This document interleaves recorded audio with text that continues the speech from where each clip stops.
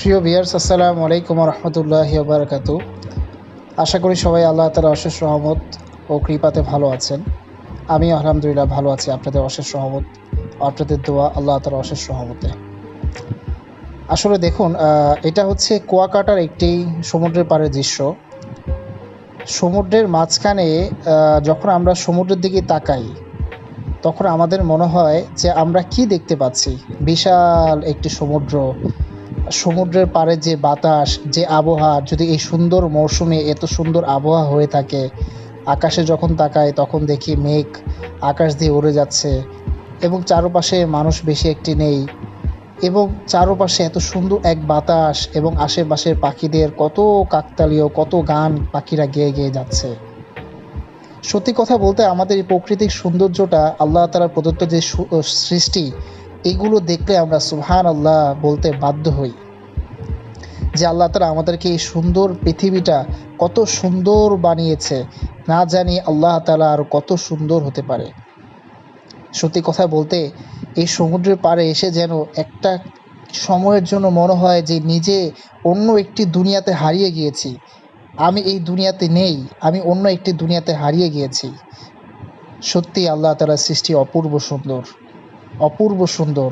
যা সমুদ্রের আল্লাহ তাআলা সবচেয়ে সুন্দর সৃষ্টির ভিতরে হয়তো একটি সমুদ্র, যা সকলেরই, ছোট বড় সকলেরই এই সমুদ্র পছন্দ করতে বাধ্য হয়ে থাকি আমরা।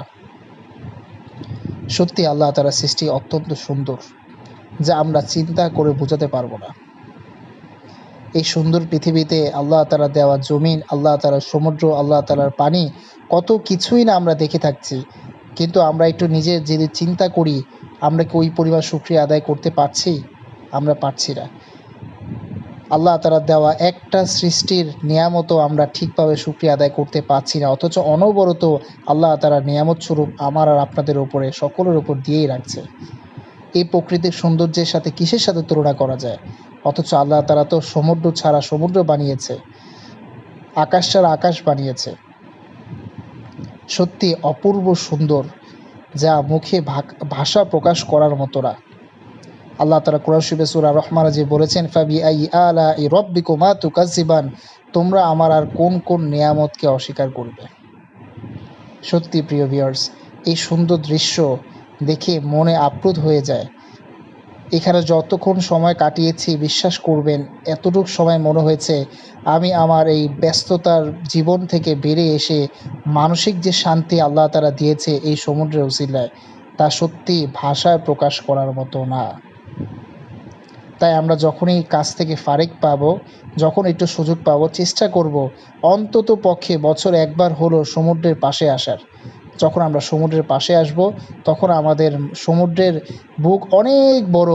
আর আমরা যখন ব্যস্ততার জীবনে থেকে হতাশায়, চিন্তা, বিভিন্ন নানান টেনশনে আমাদের মন সংকীর্ণ হয়ে যায়, তখন আমাদের দরকার এই সমুদ্রের পাড়ে এসে দাঁড়িয়ে সমুদ্রের বাতাস খেয়ে আল্লাহ তাআলা শুকরিয়া আদায় করা, এবং এই সমুদ্রের বাতাসের উসিলায় বা সমুদ্রের দিকে তাকিয়ে হলেও যেন আমাদের কষ্টগুলো দূর হতে থাকে। সত্যি এটা ভাষায় প্রকাশ করার মতো না।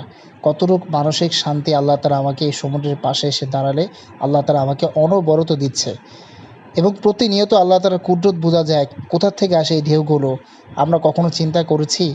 প্রতি সেকেন্ডে সেকেন্ডে বাতাস আসতেছে, কখনো বাতাস বন্ধ হচ্ছে না। কোথা থেকে এই বাতাস আসে? কে এই বাতাসকে দিচ্ছে? আমরা যখন আমাদের ব্যস্ততা জীবন ছেড়ে এইখানে আসব, তখন আমাদের সাময়িক সময়ের জন্য হলেও আমাদের ভালো লাগবে, আমাদের অনেক ভালো লাগবে, আমাদের কিছুটা কষ্ট হলেও দূর হবে। আমরা ছোটোবেলায় পড়েছি না যে মায়ের কোল আর নদীর কোল, এই দুইখানে গেলে সব কিছু ভুলে যায়, সব কষ্ট মানুষের ভুলে যায়। সত্যি এটা একদম সত্যি কথা।